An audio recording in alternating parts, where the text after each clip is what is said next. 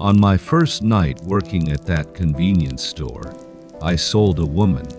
I didn't take cash. I didn't hand her over to anyone. I pressed one button on a register. 3 days later, she was sitting by our front window, staring at the shadow under her shoes as it grew thinner by the hour. She asked me why her son had started calling her ma'am. The store was beside a highway on the edge of the city. Coffee, cigarettes, hot food, and a few exhausted truck drivers in daylight. At night, all you could hear was the low hum of the refrigerators. At 3:06 a.m. on my first shift, a man came through the automatic doors. He had no shadow. 6 LED panels lit the floor, and the tile was bright enough to show every shoe scuff. But beneath him, there was nothing.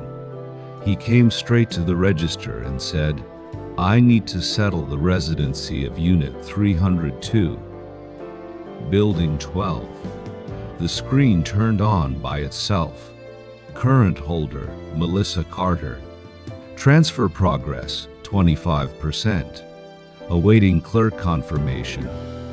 My manager had warned me about people with no shadows before he left. Don't scan anything after 3:06. Don't approve what the screen asks you to approve. He never explained why. He only said, "Don't finish their settlement." I thought it was a stupid overnight joke. The man was watching me, waiting for me to look scared. I didn't want to be the new guy frightened by a story about a cash register. So I pressed confirm. The register beeped once. The man walked out. The progress bar jumped to 37%. The manager came in an hour later to collect the cash drawer. He saw the blank receipt on the counter before I could hide it. He didn't ask why I had approved the order. He only turned it over, read the number in the corner, and asked, "How far did it get?" When I told him 37%, his face changed for less than a second. Then he said I should go home when the sun came up and not talk to Melissa if she came in. That was the first moment I understood that the rule had never been a joke. Melissa came in the following night. She was a regular black coffee, cigarettes, photos of her son on her phone, but she was holding a key so tightly her knuckles had gone white. The leasing office had no record of her. Her fob didn't work. Her husband opened the door to Unit 302 and politely asked who she was.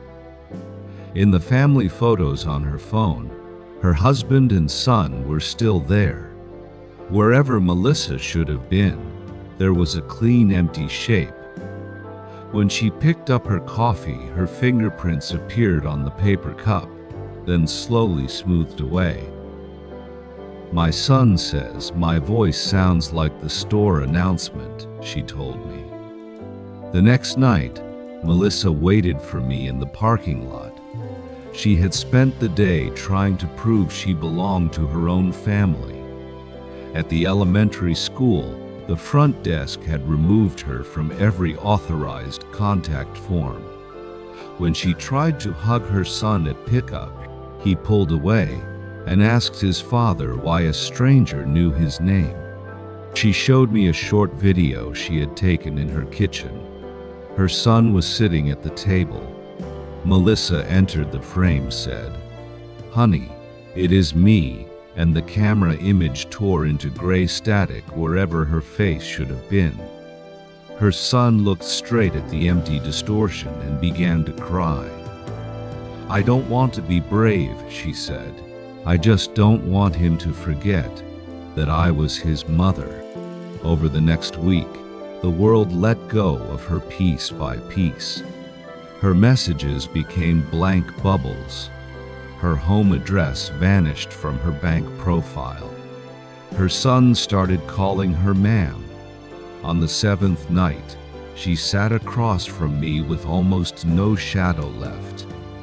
"He is not stealing my apartment," she said. "He is stealing every reason. The world has to believe I ever lived there."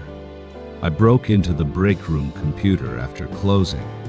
There was no clean manual. There were just corrupted files, deleted employee records, and a sentence carved into the wall behind the monitor. "Don't press cancel. It doesn't save them. It swaps the product." In the locker beside the computer, I found a cracked thermos, an old employee badge, and a phone with one saved recording. The badge belonged to Owen Hale, a night clerk who had supposedly quit 4 months earlier. In the recording, he was whispering so quietly, I had to press the speaker to my ear. The manager said, "The first one was an accident," Owen said. Then he said I could undo it. He made it sound like a choice. "If you're hearing this, don't let him stand behind you when the screen turns red." The message ended with a sharp beep. In the silence after it, I could hear the same refrigerator hum coming through the recording. An old voice memo from a former night clerk kept repeating, "They aren't buying homes. They're buying the part of you that makes the home remember you." I pieced together the rest. The shadowless weren't ghosts. They had no place in reality. No name, address, family, records, or shadow. At 3:06, an active register could begin transferring those things from a living person to them. Once a claim started, they could take fragments. For a full transfer, they needed a logged-in clerk to validate it. Melissa's transfer was at 98%. 3 days remained. Then I found the cancellation screen. It could freeze the original transfer, but it demanded collateral of equal value.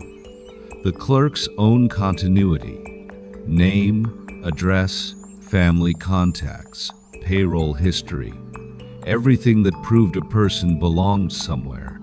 The clerk would be added to inventory for a future sale.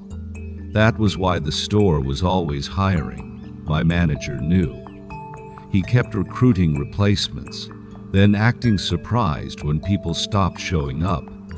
In his cash drawer behind the spare receipt paper, he kept a crayon picture drawn by his little daughter, 3 stick figures holding hands, with "Dad come home early" written underneath.